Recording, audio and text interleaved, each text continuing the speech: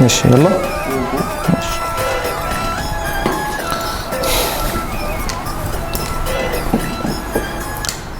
الذكاء ليس في القدرة على إيجاد حلا واحدا ذكيا لمجموعة من المشاكل الغبية، ولكن الذكاء هو في القدرة على إيجاد مجموعة كبيرة من الحلول الغبية لمشكلة واحدة ذكية، لأن التنويع في الغباء هو نوع من أنواع الذكاء. ازيكم يا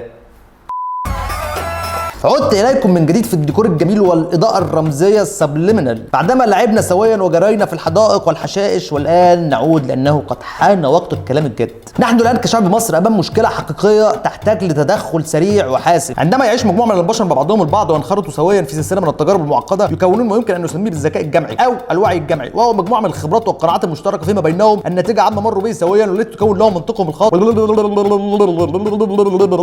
طبعا الكلام اللي أنا لسه قايله دوت مفيش أي إسناد علمي او انثروبولوجي عليه، هو بس جه في دماغي فانا قلته كده بهذه الصياغه المعقده ليبدو مقنع اكتر من اللازم، وذلك ليه؟ لان انا اخ كبير وكلامي غير ملزم رغم انه ملهم. يعني شرح هذا الكلام اللي فات اللي ملوش لازمه دوت، انه لو في اسره متعوده ان هي كل اسبوع بتروح تاكل حواوشي من عند محل معين، وكل اسبوع بيصاب فرد او اتنين او اكتر من افراد هذه الاسره بالتيفود، بعد 5 6 7 8 9 مرات هيبداوا يشعروا بالقلق، وبعد جمع المعلومات ورصد الوقائع هيبداوا يربطوا ما بين الاكل في هذا المطعم وما بين الاصابه بالتيفود، وعندها سيبدا يتكون لديهم الوعي الجمعي انه في حاجه غلط في هذا الحواوشي، وانه في حاجه غلط في هذا المطعم بالذات. في حاله الشعوب والمجتمعات الكبيره يتم تناقل هذا الوعي الجمعي وهذا الذكاء الجمعي من عن طريق بقى الكتابات والرسائل الدخانيه والتعليم والتلفزيون والاعلام الى اخر هذه الوسائل القذره المحببه لدى شمامين الكل. ليه بقى شمامين الكل يحبون هذه الوسائل للغايه؟ لان انت تتكلم شمام الكل في اي مشكله ليها علاقه بالمجتمع يقول لك الديمقراطيه، تقول له انت عايزين نشتري كيلو سمك يقول لك الديمقراطيه، الاوبر ولا التاكسي ولا كيلو الديمقراطيه، تقول الترابيزه بتلق فيه عايزين نحط حاجه تحت حط الديمقراطيه، حاجه اخر وساخه يعني.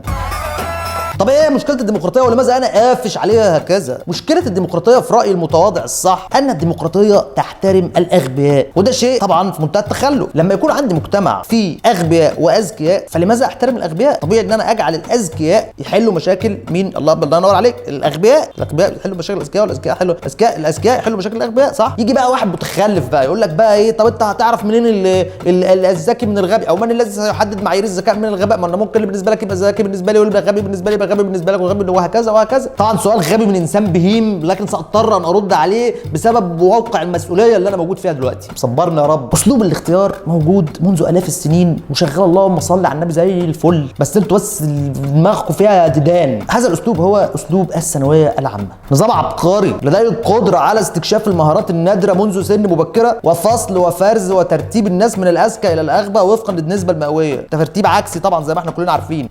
ونجحنا بفضله في فصل الاذكياء عن الاغبياء بنسبه نجاح كبيره جدا جدا جدا. طب ايه المشكله بقى؟ ما احنا اهوت نجحنا فيما فشلت فيه الديمقراطيه، عايزين ايه؟ المشكله انه هذا الفصل ادى الى حدوث فجوه عملاقه ما بين الاغبياء والاذكياء في مصر. اذكياء مصر الذين في ايديهم مقاليد الامور، واللي عارفين فعلا حجم التحديات والاخطار اللي تواجه هذا المجتمع، واللي عندهم التقارير والمعلومات والاحصائيات والحقائق والنت السريع وكله، وصلوا لمرحله من العبقريه اصبحت بالنسبه للمواطن الاسمر اللي ماشي يتفتف في الشارع معجزات، زي انسان الكهف اللي كان بيصحى من النوم يلاقي البرق والرعد فيعبده. المواطن الاسمر دلوقتي بيصحى من النوم يلاقي الطياره الهليكوبتر فبيعبدها. اذكياء مصر اللي بياخدوا القرارات اللي بتشكل مصائر ملايين اصبحوا مثل الكائنات الفضائيه، اي كيوهم يعني يجيب عربيه بكانته مستريح، بينما المواطن الاسمر عمال يتدحرج في سلم التطور وخلاص هتطلع له حراشيف وهيقعد على قهوه الفلاح يشيش من خياشيمه.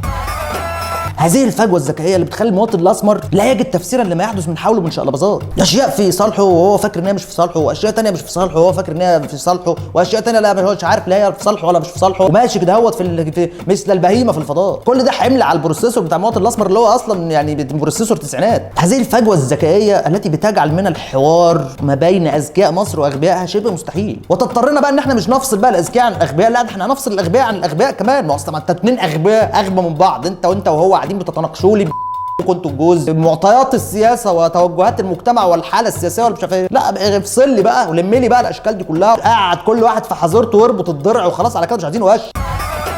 الموضوع كمان بدات خطورته تزداد لانه الاغبياء بداوا يتصوروا ان هم اذكياء، مع الذكاء بقى لم بقى ما كل واحد بقى قرا لي كتابين ولا شاف لي نص فيلم تسكوفسكي مع مش عارف يكمله هيطلع بقى ينظر على دين ابونا.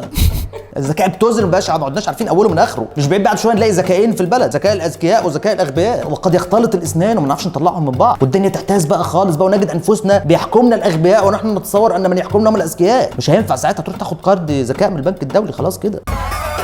طب ايه الحل؟ الحل هو في القضاء على الذكاء. يعني ايه؟ احنا محتاجين نبطل نعتمد على الذكاء بل الصواب والخطأ اصلا كمعيار لنجاح الحكم، لانه التجربة اثبتت انه الغباء في الحقيقة اكثر جاذبية واثارة للاعجاب من الذكاء بكتير. فكر في اي شخصية انت بتحبها كده او معجب بقصة نجاحها في الحياة، اي شخصية، فكر في اي شخصية، ستجد انها في اعماقها شخصية شديدة الغباء، صح؟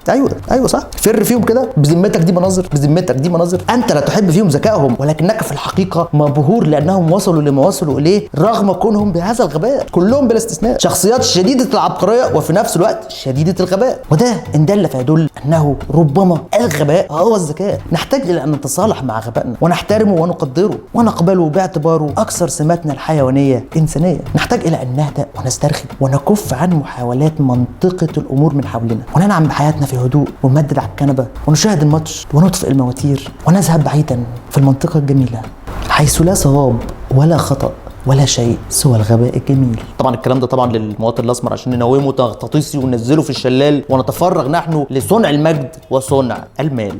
شكرا والى اللقاء في الحلقه القادمه من اخر.